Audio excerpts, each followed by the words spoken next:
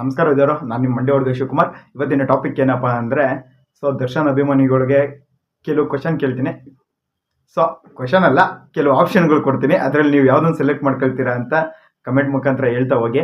ಏನಪ್ಪ ಅಂದರೆ, ಇವಾಗ ದರ್ಶನ್ ಸರ್ ಜೊತೆ ಯಾವ ಒಂದು ಮೂವಿಲಿ ಅವಕಾಶ ಸಿಗುತ್ತೆ ಅಭಿಮಾನಿಗಳಿಗೆ, ಫ್ಯಾನ್ಗಳಿಗೆ ಮಾಡೋದಕ್ಕೆ ಅಂತ ಒಂದು ಚಾನ್ಸ್ ಸಿಕ್ತು ಅಂದ್ಕೊಳ್ಳಿ.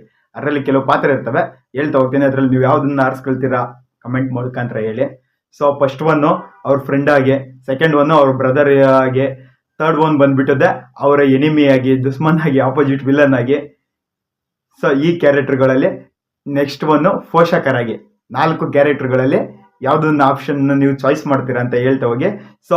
ಅವರಿಗೆ ಅಭಿಮಾನಿ ಬಳಗದಲ್ಲಿ ಲೇಡೀಸ್ ಆ್ಯಂಡ್ ಗರ್ಲ್ಸ್ಗಳೇನು ಕಮ್ಮಿ ಇಲ್ಲ. ಅವರು ತುಂಬ ಜಾಸ್ತಿನೇ ಇದ್ದಾರೆ. ಅವ್ರಿಗೂ ಅಷ್ಟೇ, ಅವ್ರಿಗೆ 7 ಆಪ್ಷನ್ ಕೊಡೋದು ನಾನು ಜಾಸ್ತಿ ಕೊಡೋಕೆ ಹೋಗೋದಿಲ್ಲ. ಅವ್ರಿಗೆ ಫಸ್ಟ್ ಒನ್ ಬಂದ್ಬಿಟ್ಟಿದೆ ಸಿಸ್ಟರ್ ಆಗಿ, ಸೆಕೆಂಡ್ ಒನ್ ಬಂದ್ಬಿಟ್ಟು ಫ್ರೆಂಡ್ ಆಗಿ, ಮತ್ತೆ ಥರ್ಡ್ ಒನ್ ಇನ್ನೊಂದು ಕೊಟ್ಬಿಡ್ತೀನಿ ಲವರ್ ಆಗಿ.